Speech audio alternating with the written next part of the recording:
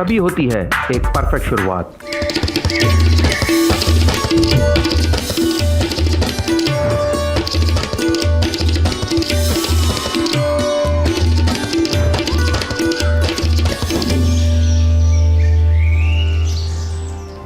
नमस्कार, good morning. एक नई सुबह की शुरुआत के साथ हम हाजिर हैं एक नए तेवर और नए कलेवर के साथ नया सवेरा के इस खास अंक को लेकर।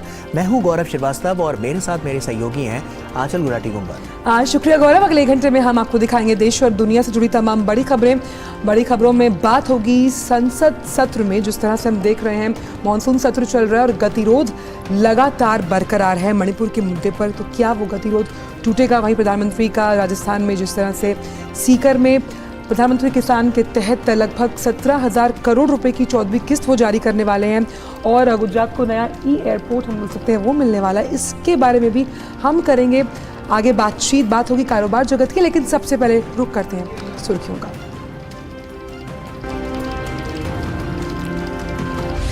प्रधानमंत्री आज राजस्थान के सीकर में पीएम किसान के तहत लगभग 17,000 करोड़ रुपए की 14वीं किस्त करेंगे जारी। पीएम 1,25,000 प्रधानमंत्री किसान समृद्धि केंद्र भी राष्ट्र को करेंगे समर्पित।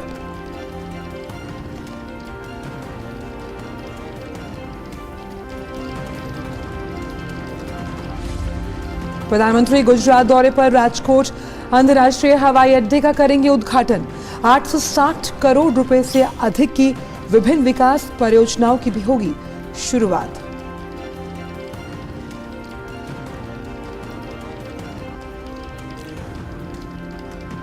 संसद के दोनों सदनों में आज अहम विधायी कार्य सूचीबद्ध। विपक्ष ने संसद में अपनी रणनीति पर चर्चा करने की बुलाई बैठक। वहीं कांग्रेस और आम आदमी पार्टी ने अपने सांसदों के लिए जारी किया व्हिप।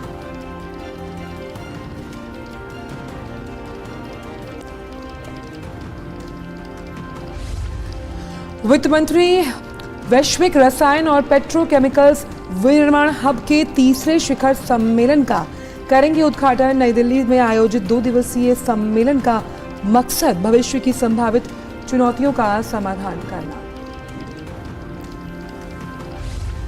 नाइजर में सेना ने किया तख्तापलट। सैनिकों ने संविधान भंग कर सभी संस्थानों को किया निलंबित। संयुक्त राष्ट्र ने हटाए गए राष्ट्रपति को पूर्ण सहयोग का दिया आश्वासन।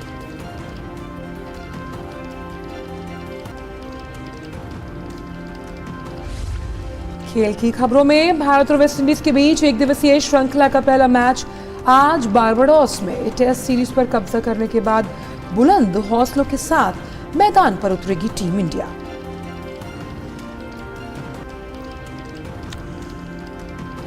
और जापान ओपन बैडमिंटन टूर्नामेंट में आज लक्ष्य सेन, किदाम्बी श्रीकांत और एचएस प्रणॉय खेलेंगे प्री क्वार्टर फाइनल मैच। वहीं चिराग शेट्टी और सात्विक साईराज की जोड़ी पुरुष युगल में पेश करेगी चुनौती।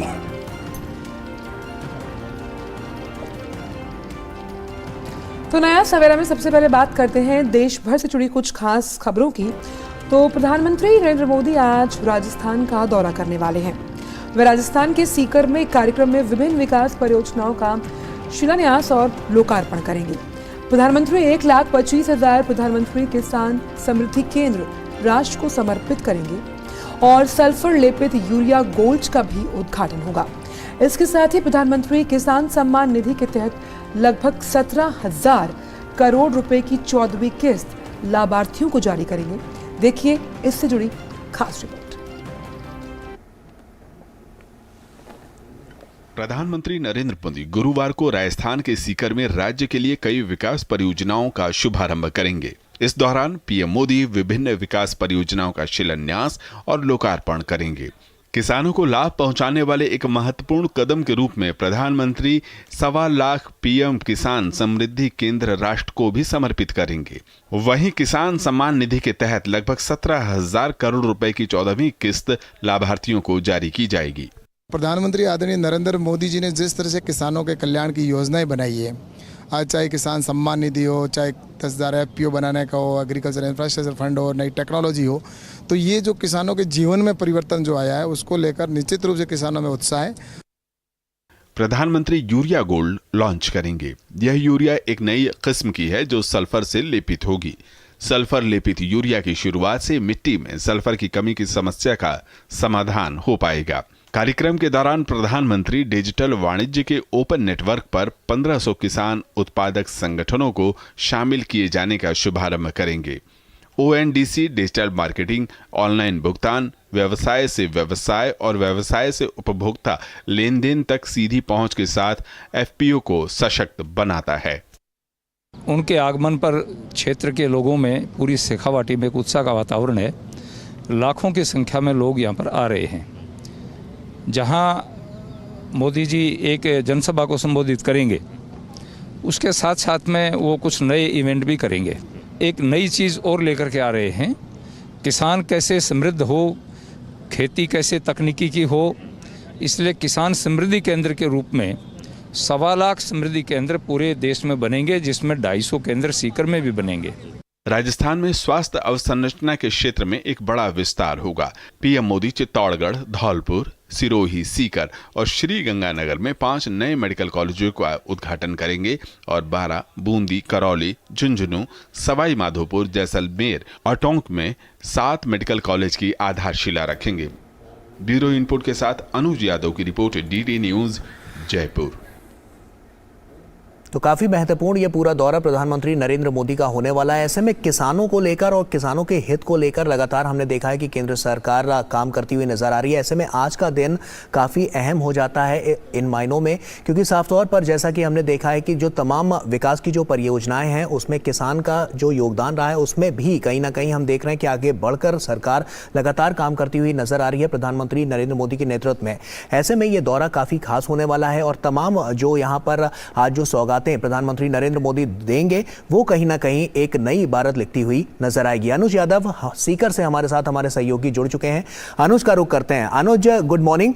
और उसी के साथ अगर हम बात करें तो कितना बड़ा परिवर्तन आज के इस दौरे को लेकर, महत्वपूर्ण जो तमाम जो सौगातें हैं प्रधानमंत्री देते हुए नजर आएंगे, कितना बड़ा परिवर्तन यहां पर किसानों के जीवन में आता हुआ नजर आएगा? देखिए गौरव, आज राजस्थान के लिए, एक राजस्थान के किसानों के लिए और पूरे देश के किसानों के लिए एक बड़ा दिन है, ऐतिहासिक दिन है। और इस लिहाज से है कि कई हजार करोड़ रुपए की जो परियोजनाएं हैं वो राजस्थान के सीकर इलाके से आज प्रधानमंत्री उसका लोकार्पण करेंगे, शिलान्यास करेंगे। सबसे पहली बात अगर हम करें तो किसान सम्मान निधि की जो पिछले कई वर्षों से लगातार चल रही है, उसकी आज 14वीं किस्त वो यहां से जारी करेंगे। करीब 17,000 करोड़ रुपए सीधे किसानों के जो है अकाउंट में जाएंगे, बैंक खातों में जाएंगे और 8.5 करोड़ किसान जो हैं इससे लाभान्वित होंगे।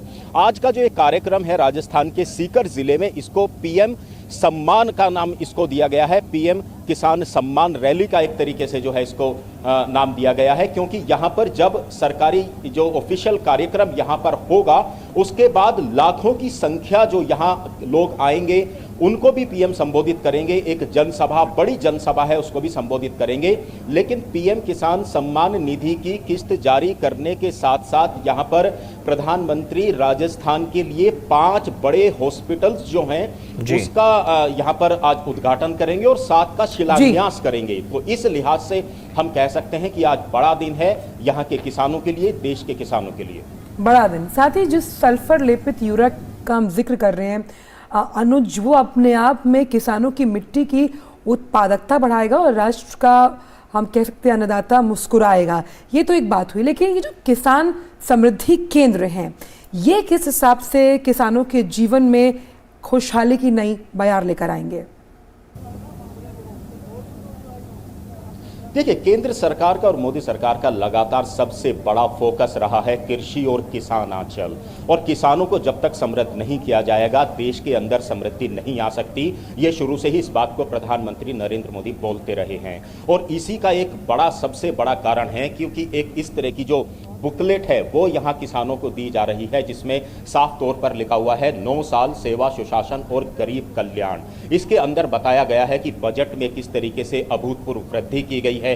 10,000 FPO का गठन किया गया है। मिलेट्स ईयर हम इसको मना रहे हैं। और मैं एक आंकड़े के माध्यम से आपको बताऊं, जो बजट आवंटन पिछले 9 सालों के अंदर हुआ है उसमें बताते हैं कि वर्ष 2013-14 में ये सिर्फ 21,933 करोड़ रुपए था और आज ये 2023-24 में 1,25,000 करोड़ का बजट हो चुका है जो सिर्फ किसानों के लिए बनाया गया है। तो किस तरीके से मोदी सरकार किसानों के लिए, कृषि के लिए समर्पित है, उसका पूरा लेखा जोखा इस बुकलेट के माध्यम से किसानों तक पहुंचाया जा रहा है। इसी के अलावा अगर मैं समर्थन मूल्य की बात करूं तो उसमें कई गुना लगातार वृद्धि की गई है। तो ये सारी चीजें जो हैं, जितनी भी कल्याणकारी योजनाएं किसानों के लिए बनी हैं, वो दर्शाती हैं कि पिछले 9 साल के अंदर कृषि और किसानों की तकदीर और तस्वीर को बदलने का एक बड़ा कार्य मोदी सरकार के द्वारा किया गया है। और ये हम जब किसी भी राज्य के अंदर हम जाते हैं तो हम देखते हैं पीएम के आने से पहले और प्रधानमंत्री के जाने के बाद हम गांवों में जाकर किसानों से बात करते हैं तो वो अपने खातों को दिखाते हैं, वो बताते हैं कि देखिए सरकार के माध्यम से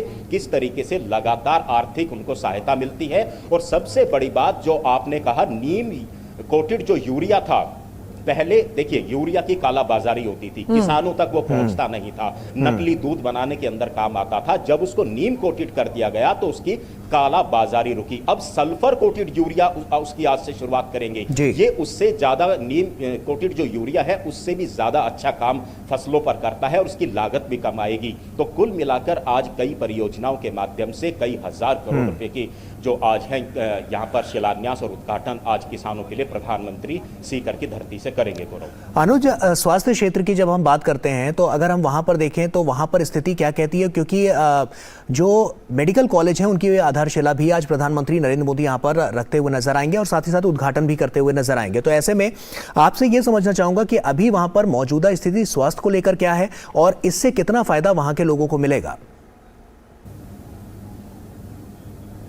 देखिए, अगर मैं पिछले 9 साल की बात करूं, जब से प्रधानमंत्री नरेंद्र मोदी केंद्र की सत्ता में हैं, उस समय यहां सिर्फ 2014 के अंदर 10 मेडिकल कॉलेज हुआ करते थे और पिछले 9 साल के अंदर अब उनकी संख्या यहां पर 35 हो जाएगी। और ये सब केंद्र सरकार के माध्यम से यहां पर जो है चिकित्सा के क्षेत्र में कार्य किए गए हैं। तो 5 का तो आज उद्घाटन करेंगे जो राजस्थान के अलग अलग जिलों में है, जिसमें कोटा है, बूंदी है, सीकर है, और इसके अलावा 7 का शिलान्यास करेंगे। तो आने वाले कुछ समय के अंदर निश्चित तौर पर 12 हॉस्पिटल मिलेंगे।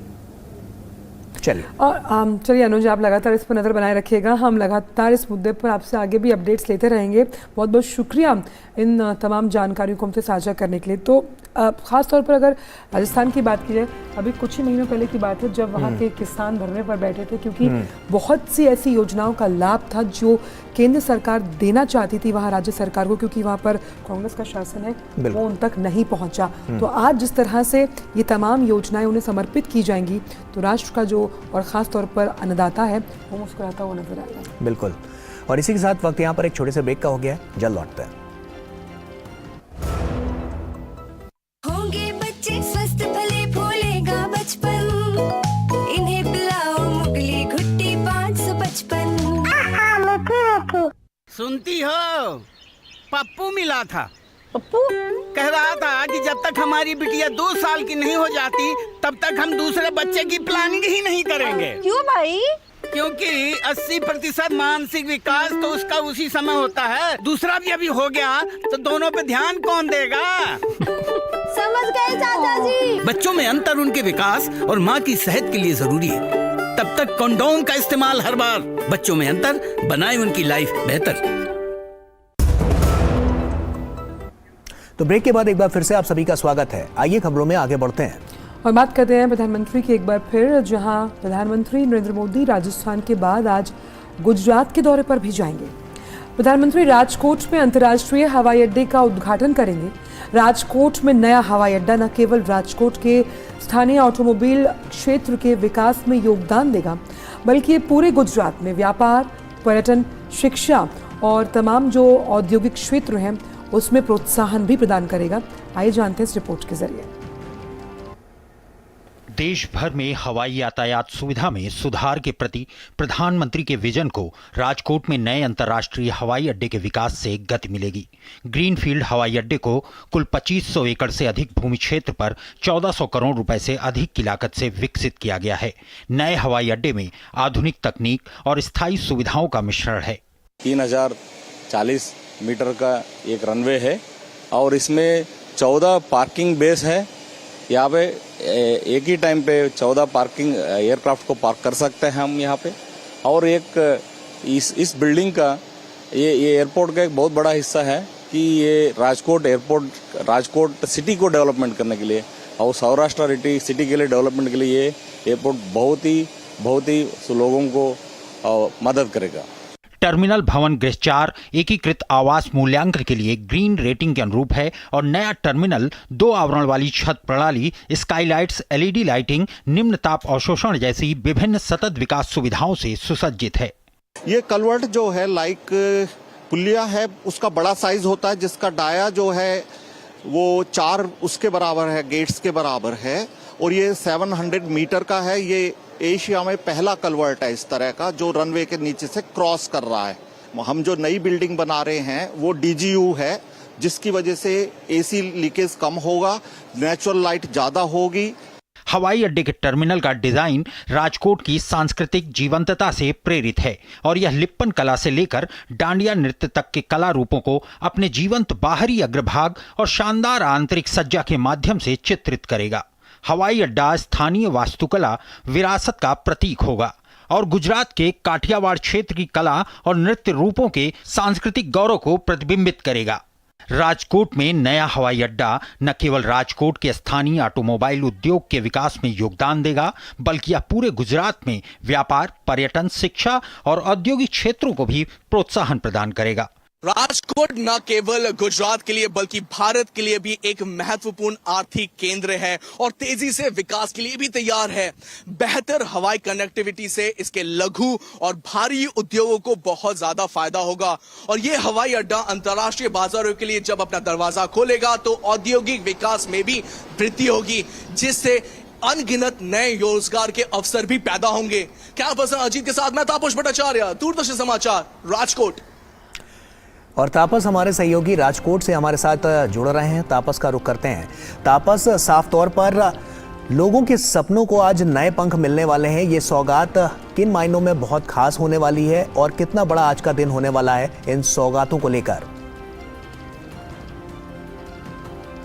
सही कहा आपने कि सच में ये एक सौगात है। प्रधानमंत्री नरेंद्र मोदी यहाँ पे आएंगे और करीब दोपहर को 3 बजे के करीब हम एक्सपेक्ट करें प्रधानमंत्री का यहाँ पे आना और यहाँ पे सबसे पहले जो ये जो नया ग्रीनफील्ड एयरपोर्ट है, इनफैक्ट गुजरात का ये पहला ग्रीनफील्ड एयरपोर्ट है, उसका उद्घाटन करेंगे। उसको एक तरह से वो सौंपेंगे सौराष्ट्र को, गुजरात को, और उसके बाद फिर यहाँ से आगे जाएंगे एक और जगह पे जहाँ पे करीब 860 करोड़ की जो परियोजना है पूरे राजकोट और आगे आसपास के सौराष्ट्र के जो आसपास के जगह हैं उनके लिए, खास तौर से जो पानी पीने का है उस पोर्टेबल वाटर उसको घर घर पहुंचाने का एक बहुत बड़ा लक्ष्य है। उसके साथ साथ ब्रिजेस का ये जो इंफ्रास्ट्रक्चर डेवलपमेंट है इस जगह का वो भी किया जाएगा। तो बहुत सारी सौगातें हैं, बहुत सारी प्रोजेक्ट्स हैं जिनका जो अनावरण प्रधानमंत्री नरेंद्र मोदी करेंगे और बहुत अहम है ये सब चीजें, क्योंकि ये सिर्फ राजकोट के लिए नहीं पूरे सौराष्ट्र आसपास के इलाकों के लिए एक वरदान साबित हो सकता है। खासतौर से मैं अगर इस एयरपोर्ट की बात करूं, ये जो एयरपोर्ट है करीब 1400 करोड़ से ज्यादा की लागत से बना है और जैसे कहा कि ये एक तरह से ये पूरा जो इलाका है सौराष्ट्र का, कच्छ का जो इलाका है उसको इंटरनेशनली जोड़ा जाएगा। तो पहला ग्रीनफील्ड है, ग्रीनफील्ड एयरपोर्ट यानी एकदम जमीनी तौर से उसको बनाया गया, पूरा नए सिरे से बनाया गया और एनवायरनमेंट को ध्यान में रख के बनाया गया। इसमें STPI की व्यवस्था है, इसमें वाटर रिसाइकलिंग की व्यवस्था है, वाटर ट्रीटमेंट प्लांट जो है वो किया गया है, सोलर एनर्जी की व्यवस्था की गई है। तो जब प्रधानमंत्री कहते हैं कि हम 2070 तक कार्बन नेट न्यूट्रल बन जाएंगे तो उसमें भी ये एक बहुत बड़ा योगदान रहेगा कि जितने भी अभी जो एयरपोर्ट ग्रीनफील्ड एयरपोर्ट है वो उसमें बहुत बड़ा एक अहम रोल अदा करेंगे। तो ग्रीनफील्ड एयरपोर्ट पहला गुजरात का, वो भी सौराष्ट्र, वो भी राजकोट में, तो एक तरह से बहुत बड़ी एक सौगात है यहाँ के लोगों के लिए। दूसरी अहम चीज है कि जो लोग यहाँ से इंटरनेशनल ट्रैवल करना चाहते हैं या फिर देश में भी कहीं जाना चाहते थे तो उनको दिक्कत होती थी क्योंकि बहुत ही छोटा एयरपोर्ट था इससे पहले जो एग्जिस्टिंग राजकोट का एयरपोर्ट है उसकी जगह ये इंटरनेशनल एयरपोर्ट बनना, यानी अगर आपको विदेश में भी जाना है तो आपको मुंबई या अहमदाबाद जाने की जरूरत नहीं है, डायरेक्ट आप राजकोट से जा सकते हैं और शायद 1-2 महीने के अंदर ये पूरा एयरपोर्ट 1 महीने के अंदर ये अगस्त तक ये शायद एयरपोर्ट स्टार्ट भी हो जाएगा पूरी तरह से। तो यहाँ के लोगों के लिए वो एक और चीज है।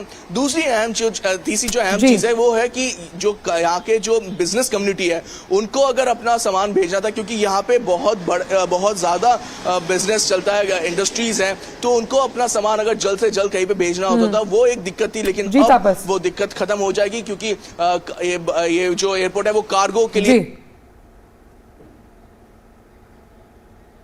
दावत बहुत अहम बात कर रहे थे, क्योंकि जब हम हरित एयरपोर्ट की बात करते हैं तो वो आर्थिक क्रांति की तरफ इशारा करता है। और मुझे एक वाकया याद आ रहा है गौरव की, सूरत एयरपोर्ट जो है अगर आप देखें तो वो बहुत छोटा बना हुआ है, लेकिन खास तौर पर जिस तरह से लोगों को अपने गंतव्य तक पहुंचाने का वो काम ज़रूर करता है। लेकिन जिन राजकोट की तस्वीरें हमने आपको दिखाई एयरपोर्ट की, और हमने रिपोर्ट भी देखी थी तापस की, तो उसकी संरचना काफ़ी बड़े एकड़ पर की गई है, ताकि जिस लिहाज से लोग वहाँ पर आना चाहते हैं, चेक इन काउंटर्स हैं और वो इंटरनेशनल फ़्लाइट्स को भी ऑपरेट करेगा, तो इस लिहाज से वहाँ पर जब हम गुजरात की बात करते हैं, गुजराती माने बिजनेस थे, तो उस लिहाज से ये एयरपोर्ट बहुत मायने रखता है। और सबसे अहम बात यहाँ पर एक और ये भी देखने वाली होगी, जिसका जिक्र शायद आपस आगे भी करते, कि जो एक संस्कृति का बेजोड़ संगम है वो भी इसके आर्किटेक्चरल मार्वल में आपको दिखेगा। उसकी संरचना, जहाँ पर गरबा नृत्य से जुड़ी तमाम तस्वीरें वहाँ पर हैं,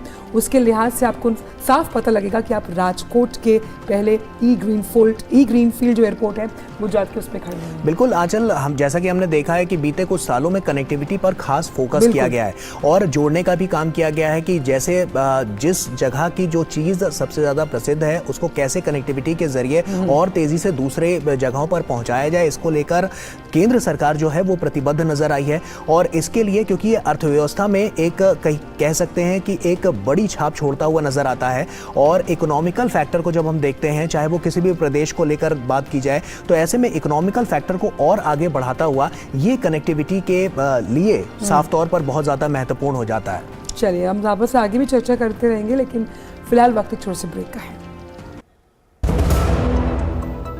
होंगे बच्चे स्वस्थ भले फूलेगा बचपन, इन्हें पिलाओ मुगली घुट्टी 555। तो ब्रेक के बाद एक बार फिर से आप सभी का स्वागत है। आइए खबरों में आगे बढ़ते हैं। बात करते हैं मानसून सत्र से जुड़ी हुई। तो संसद के दोनों सदनों में आज कई अहम विधायी कार्य सूचीबद्ध हैं।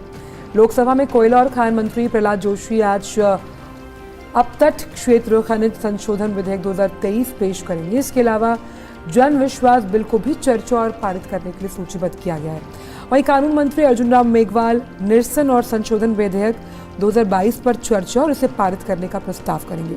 वहीं राज्यसभा में विदेश मंत्री एस जयशंकर विदेश नीति में नवीनतम घटनाक्रम पर बयान देंगे। इसके अलावा चलचित्र संशोधन विधेयक 2023 को भी चर्चा और पारित करने के लिए सूचीबद्ध किया गया। तो हम आपको बता रहे हैं कि संसद के दोनों सदनों में कई अहम विधायी कार्य सूचीबद्ध हैं। लोकसभा में आज अब तक क्षेत्र खनिज संशोधन विधेयक 2023 को पेश किया जाना है। कोयला और खान मंत्री प्रहलाद जोशी विधेयक को भी पेश करेंगे। और सबसे अहम यहाँ पर यह है कि लोकसभा में जन विश्वास बिल पर भी चर्चा और पारित करने के लिए इसे सूचीबद्ध किया गया है। तो कई ऐसे जनहित और लोकहित से जुड़े मुद्दे हैं। वहीं लोकसभा में निरसन और संशोधन विधेयक 2022 पर चर्चा और इसे पारित करने का प्रस्ताव है। वहीं विदेश मंत्री जो है राज्यसभा में विदेश नीति में नवीनतम घटनाक्रम पर भी बयान देंगे। तो काफ़ी अहम और एक्शन पैक्ड रहने वाला है आज का संसद का मानसून सत्र। वहीं राज्यसभा में चलचित्र संशोधन विधेयक 2023 पर भी चर्चा और पारित करने के लिए इसे सूचीबद्ध किया गया है। हालांकि कल भी मणिपुर के मसले पर लगातार 5वें दिन भी विपक्ष का हंगामा जारी रहा। दोनों सदनों में बार बार कार्रवाई में बाधा पड़ी। हंगामे के बीच ही लोकसभा और राज्यसभा में सरकार ने कुछ बिलों को पारित कराया और इस बीच विपक्ष के अविश्वास प्रस्ताव को लोकसभा अध्यक्ष ने स्वीकार कर लिया है। इस बीच विपक्ष ने संसद में अपनी रणनीति पर चर्चा करने की बैठक बुलाई है। वहीं कांग्रेस और आम आदमी पार्टी ने अपने सांसदों के लिए व्हिप जारी किया है।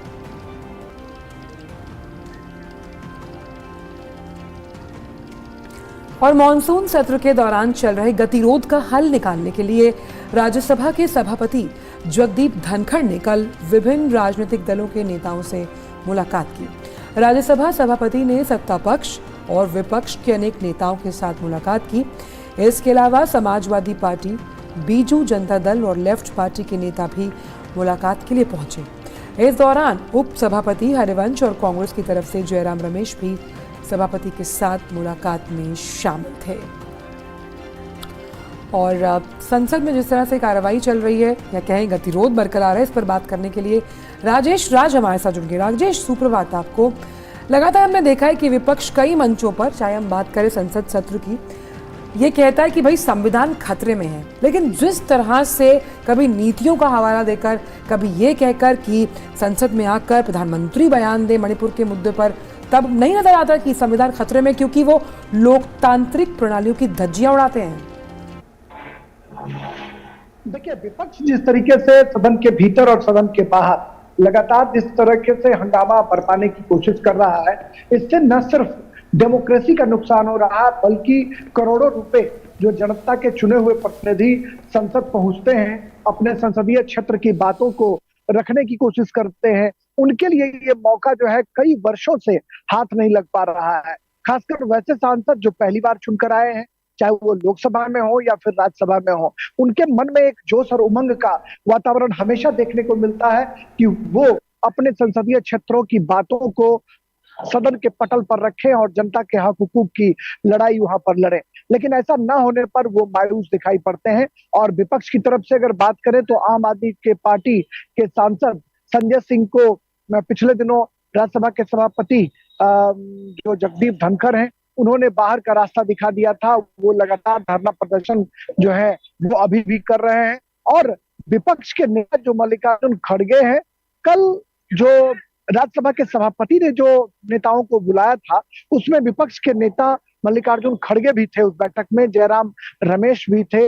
सत्ता पक्ष की तरफ से राज्यसभा में नेता सदन और केंद्रीय मंत्री पीयूष गोयल, संसदीय कार्य मंत्री प्रहलाद जोशी को भी बुलाया गया था, और टीआरएस की तरफ से केशव राव थे, और विभिन्न राजनीतिक दलों के जो नेता थे, शिवसेना की तरफ से प्रियंका चतुर्वेदी समेत विभिन्न राजनीतिक दलों के नेताओं के साथ उन्होंने रायशुमारी की और यह जानने की कोशिश की कि कैसे इस गतिरोध को खत्म किया जा सकता है।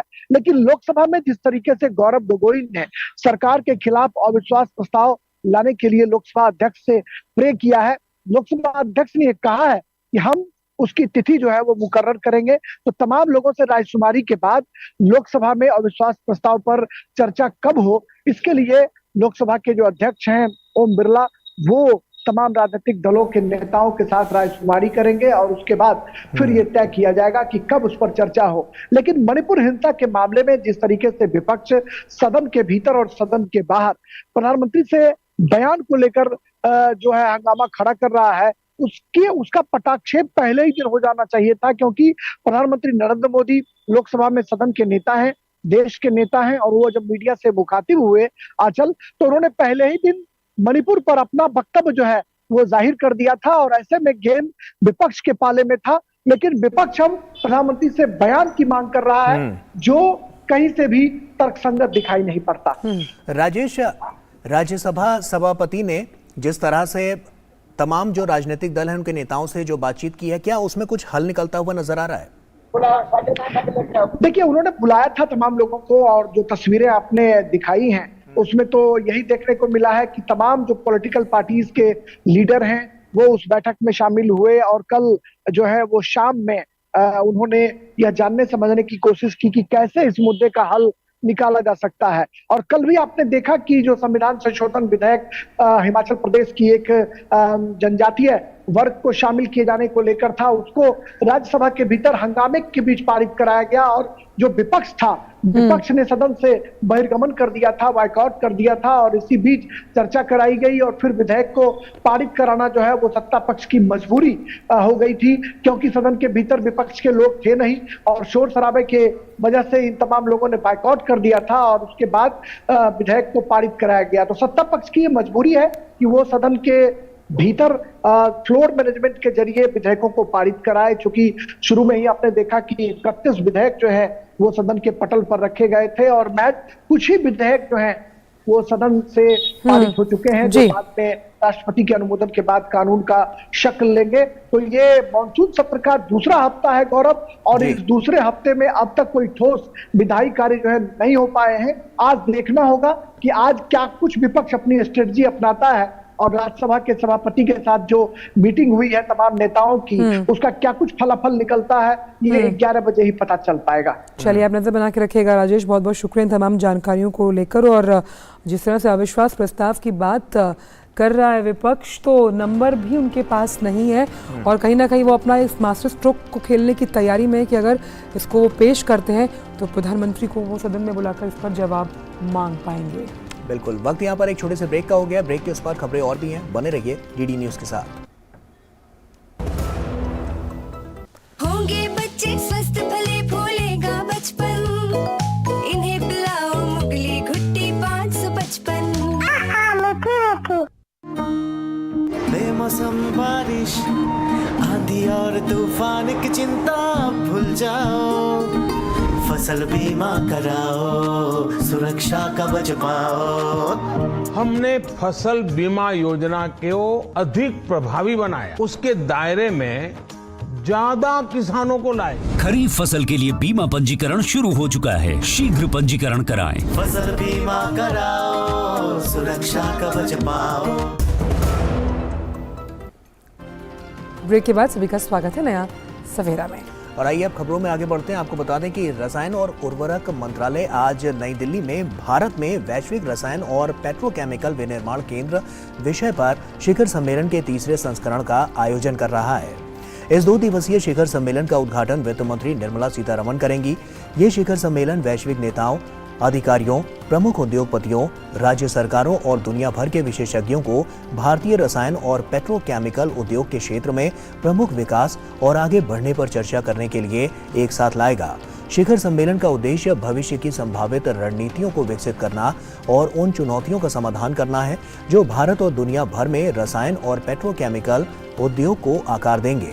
वहीं केंद्रीय मंत्री पीयूष गोयल भी सम्मेलन में आयोजित होने वाले सत्र 4 FTA विश्व को जोड़ना वसुधैव कुटुंबकम, एक पृथ्वी एक परिवार एक भविष्य में मुख्य अतिथि के रूप में भाग लेंगे। रसायन और उर्वरक मंत्री डॉक्टर मनसुख मांडविया कल समापन सत्र को संबोधित करेंगे। रसायन और पेट्रोकेमिकल उद्योग हमारे देश के सामाजिक और आर्थिक विकास में महत्वपूर्ण योगदान देता है। ये शिखर सम्मेलन भारत में रसायन और पेट्रोकेमिकल विनिर्माण केंद्रों को बढ़ावा देने हेतु विशालतम संयुक्त द्विवार्षिक आयोजनों में से एक है। बात चेन्नई की, जहां जारी पर्यावरण और जलवायु स्थिरता कार्य समूह की चौथी और पर्यावरण और जलवायु मंत्रियों की बैठक का आज दूसरा दिन है। 3 दिवसीय इस बैठक में G20 सदस्य देशों, आमंत्रित देशों और कई अंतर्राष्ट्रीय संगठनों के करीब 300 प्रतिनिधि शामिल हैं और परिणाम और अध्यक्षता दस्तावेज को अंतिम रूप देने पर विचार हो रहा है। ECSWG की इस बैठक में 3 प्रमुख क्षेत्रों भूमि बहाली, चक्रीय अर्थव्यवस्था और ब्लू इकोनॉमी पर मुख्य रूप से विचार विमर्श हो रहा है। बैठक के पहले दिन पर्यावरण और जलवायु से संबंधित विभिन्न पहलुओं पर चर्चा हुई। वहीं पिछले 3 ECSWG बैठकों और वर्चुअल सत्र में इस वर्ष मई, जून और जुलाई में हुई थी, जिसमें भारत की अध्यक्षता में 3 विषयों पर व्यापक चर्चा हुई। अब चौथी बैठक में पर्यावरण और जलवायु के 2 व्यापक विषयों के अंतर्गत परिणाम दस्तावेजों पर आगे विचार विमर्श होना निर्धारित है। और राष्ट्रपति द्रौपदी मुर्मू ओडिशा के दौरे पर हैं। राष्ट्रपति मुर्मू आज भुवनेश्वर के राजभवन में विशेष रूप से कमजोर जनजातीय समूह PVTG के सदस्यों के साथ बातचीत करेंगी। राष्ट्रपति राष्ट्रव्यापी संगोष्ठी और सम्मेलन आयोजित करने के लिए प्रजापिता ब्रह्मा कुमारी ईश्वरीय विश्वविद्यालय के इस वर्ष के विषय सकारात्मक परिवर्तन का वर्ष का शुभारंभ करेंगी और भुवनेश्वर के दसाबतिया तमांडू में विश्वविद्यालय के लाइट हाउस कॉम्प्लेक्स की आधारशिला भी रखेंगी।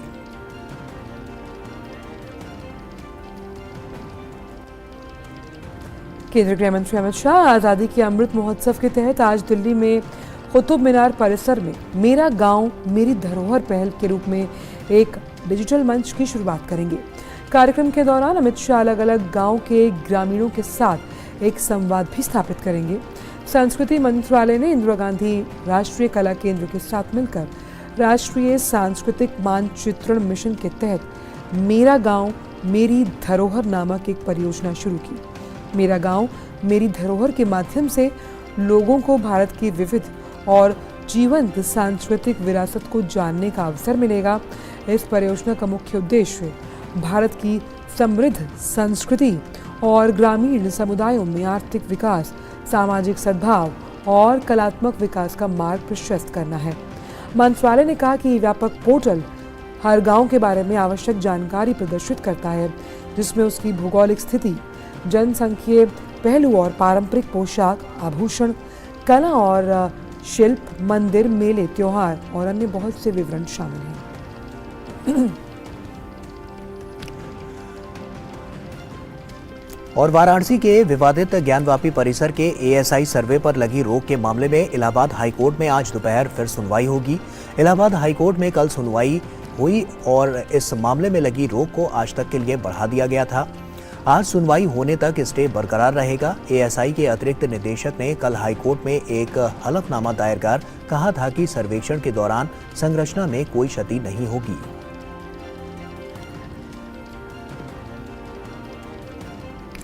और अब बात मौसम की। देश के कई हिस्सों में बारिश के कारण जनजीवन प्रभावित है।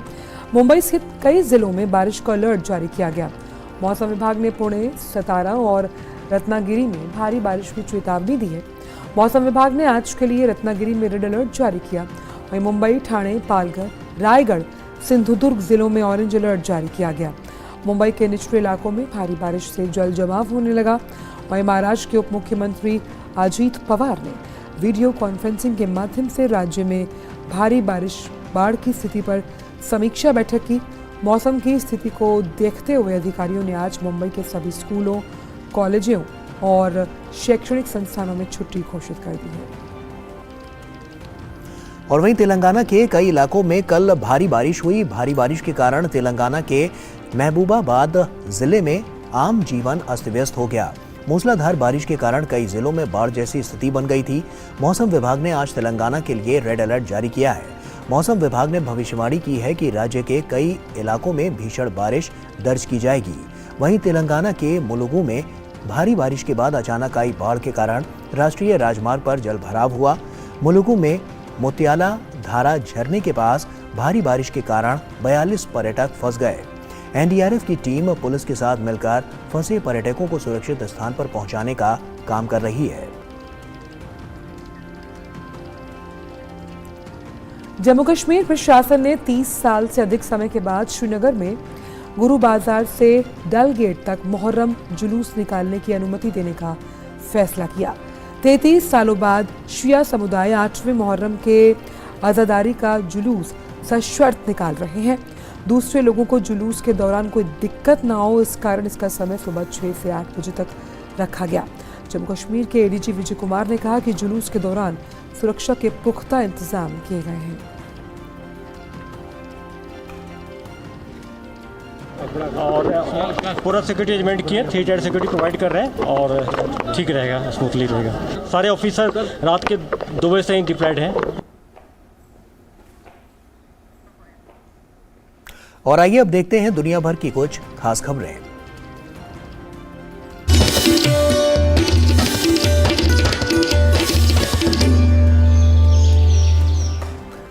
तो नाइजर में सेना ने तख्ता पलट कर दिया। राष्ट्रपति गार्ड के सदस्यों ने राष्ट्रपति मोहम्मद बज़ौम को हिरासत में लिया। नाइजर में सैनिकों ने कल देर रात राष्ट्रपति मोहम्मद बज़ौम को सत्ता से हटाने का दावा किया है, जिसके कुछ घंटों बाद राष्ट्रपति गार्ड के सदस्यों ने राजनेता को उनके आधिकारिक आवास पर हिरासत में लिया। राष्ट्रीय टेलीविजन पर प्रसारित एक बयान में कर्नल मेजर अमादो अब्दरमाने ने कहा कि रक्षा और सुरक्षा बलों ने उस शासन को समाप्त करने का फैसला किया जिसमें आप परिचित हैं। ये सुरक्षा स्थिति को लगातार गिरावट, खराब सामाजिक और आर्थिक प्रबंधन का परिणाम है। सेना ने कहा कि देश की सीमाएं बंद कर दी गई हैं और देशव्यापी कर्फ्यू घोषित कर दिया गया। उन्होंने कहा कि देश के सभी संस्थानों को भी निलंबित कर दिया गया है। और वहीं संयुक्त राष्ट्र ने नाइजर में बल द्वारा सत्ता पर कब्जा करने और लोकतांत्रिक शासन को कमजोर करने के किसी भी प्रयास की निंदा की। संयुक्त राष्ट्र महासचिव के प्रवक्ता स्टीफन दुजारिक ने कहा कि संयुक्त राष्ट्र महासचिव एंटोनियो गुटेरेस ने नाइजर के राष्ट्रपति से बात की है और उन्हें संयुक्त राष्ट्र का पूरा समर्थन देने की बात कही। इसके अलावा अमेरिका और यूरोपीय संघ ने नाइजर में सत्ता पर कब्जा करने के प्रयास की निंदा की है।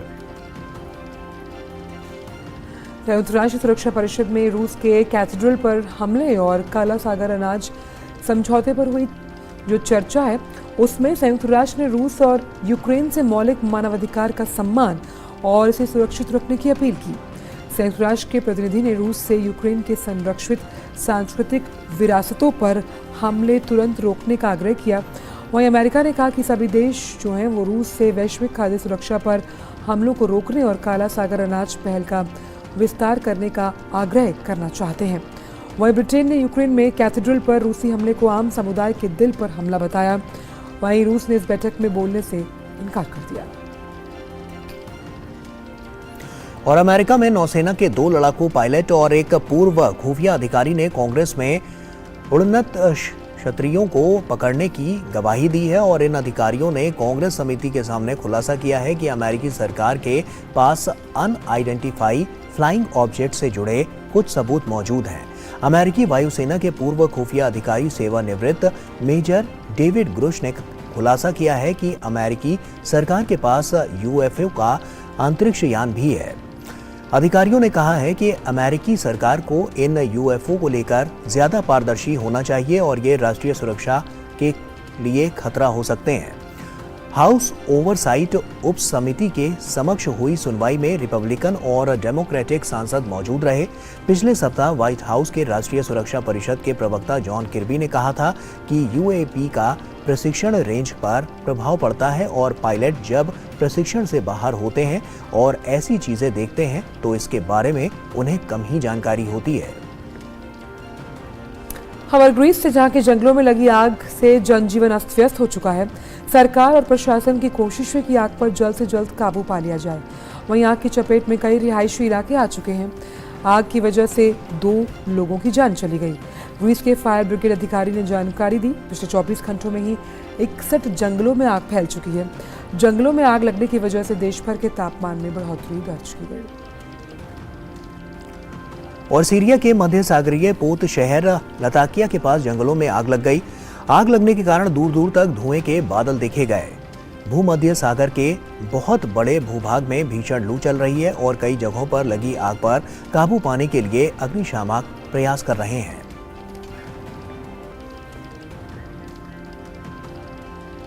बात कारोबार जगत की अब, लेकिन फटाफट अंदाज में।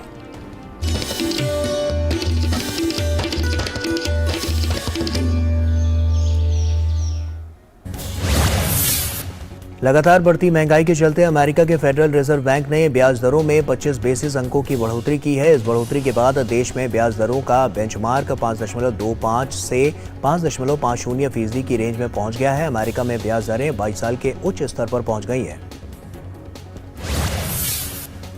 घरेलू शेयर बाजारों में कल अच्छी तेजी देखने को मिली। पिछले 3 दिन की गिरावट से उभरते हुए सेंसेक्स 351 अंक से बढ़ते हुए करीबन बंद हुआ है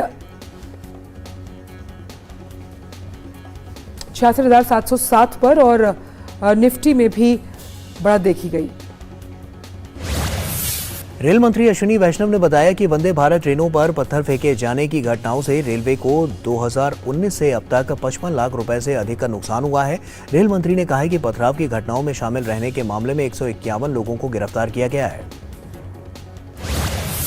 केंद्रीय वित्त राज्य मंत्री पंकज चौधरी ने राज्यसभा के एक प्रश्न के लिखित उत्तर में कहा कि वित्त वर्ष 2022-23 के दौरान कर विभाग ने कुल 741 समूहों पर छापे मारे और 1,765 करोड़ से ज्यादा रुपए जो हैं उसकी संपत्ति भी जब्त की है।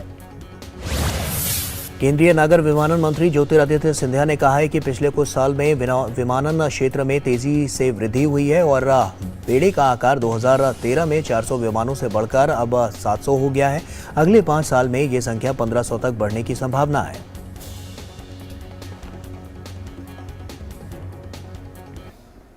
और अब खबरें खेल जगत से देख लेते हैं। आइए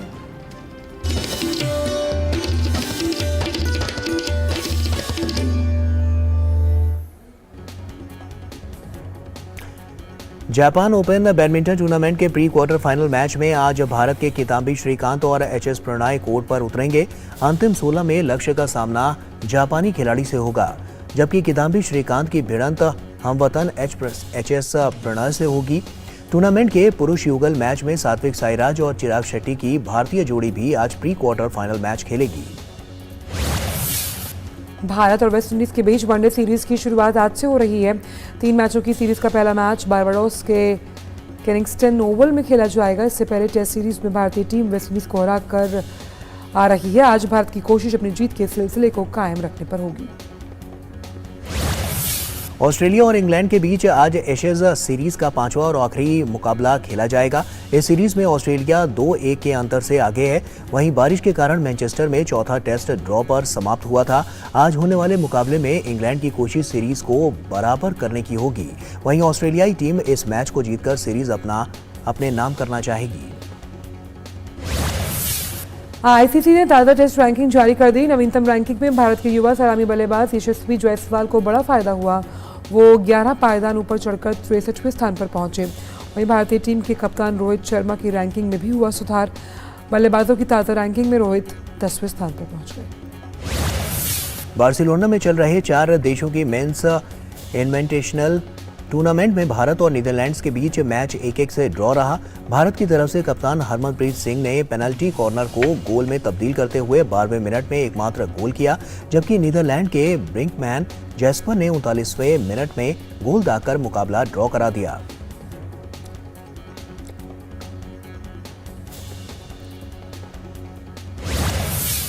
वहीं 4 देशों की महिलाओं ने इसी टूर्नामेंट में ही भारत और इंग्लैंड के बीच खेला गया मैच 1-1 से ड्रॉ रहा। ये मैच में जो पहला गोल था वो 7वें मिनट में इंग्लैंड की हॉली हंट ने किया। इसके बाद भारत की ओर से मुकाबले के 41वें मिनट में उदिता ने गोल कर मैच ड्रॉ करवा दिया।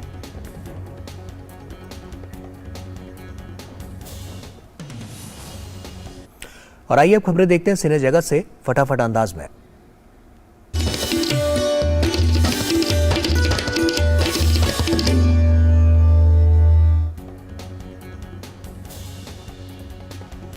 सनी देओल और अमीषा पटेल की गदर 2 को लेकर फैंस में जबरदस्त क्रेज। 26 जुलाई को ग्रैंड लेवल पर लॉन्च हुआ फिल्म का ट्रेलर।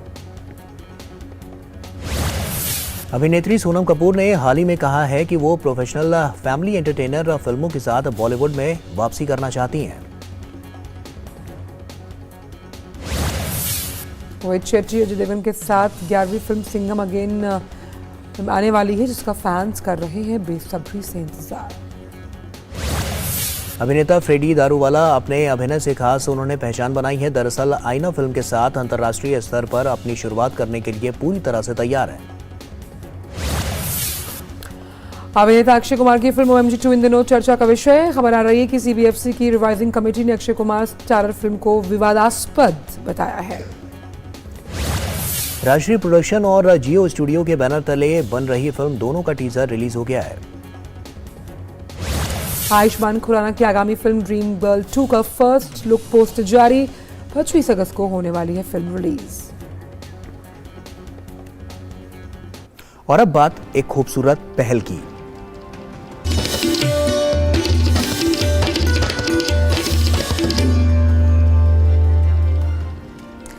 सुपारी के उत्पादन और उत्पादकता के साथ ही इसके भूसे के रेशों के साथ एक अप्रबंधित कृषि अपशिष्ट के रूप में भारत विश्व में अपनी छाप बना रहा है।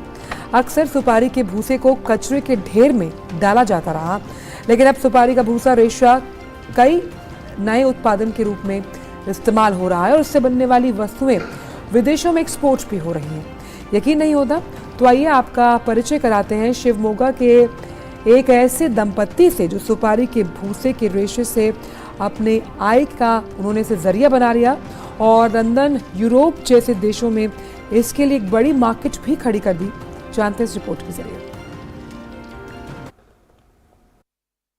पान सुपारी भारतीय संस्कृति का हिस्सा है और कई शुभ अवसर और उत्सव पर अलग अलग तरीके से सुपारी और पान का इस्तेमाल होता है।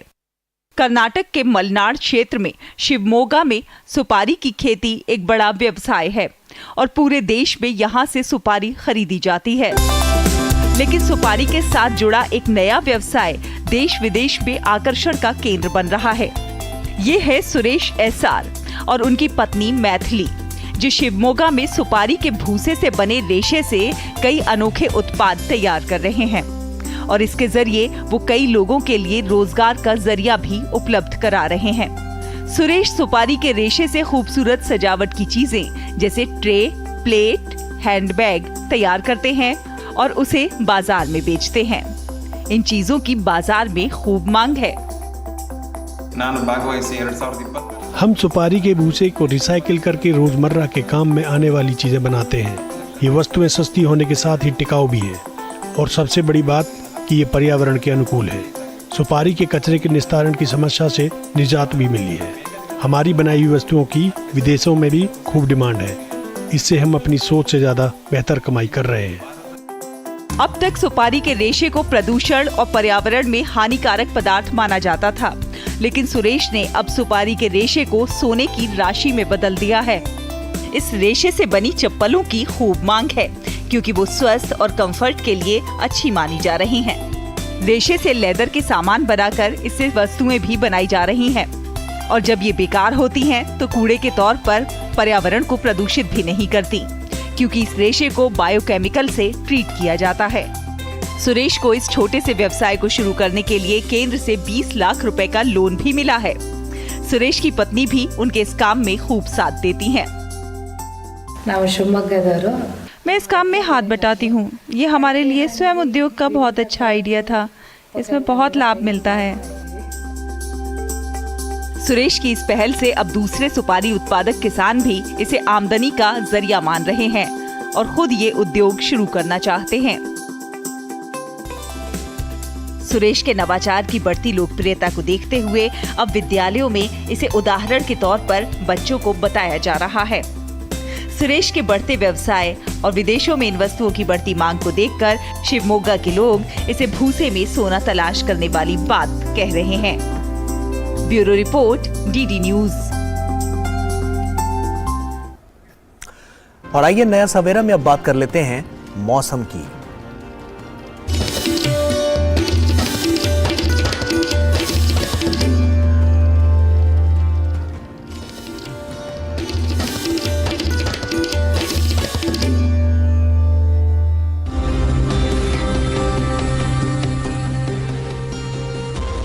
तमाम इलाकों में इस वक्त ये उम्मीद जताई जा रही है कि भारी बारिश की संभावना है। वहीं बात की जाए उत्तर प्रदेश, उत्तर भारत की, तो वहाँ पर तेज़ हवाएं चलने के साथ गरज के साथ छींटे पड़ने की आशंका जताई जा रही है। बात की जाए असम, मेघालय और बिहार के आसपास के इलाकों की, तो वहाँ पर भी बारिश का अनुमान है। गिलगिट, बाल्टिस्तान और साथ ही साथ मुजफ्फराबाद में भी बारिश पड़ने के आसार नजर आ रहे हैं। और आइए अब रुक करते हैं उन तमाम राज्यों का और देखते हैं कि अधिकतम और न्यूनतम तापमान क्या है।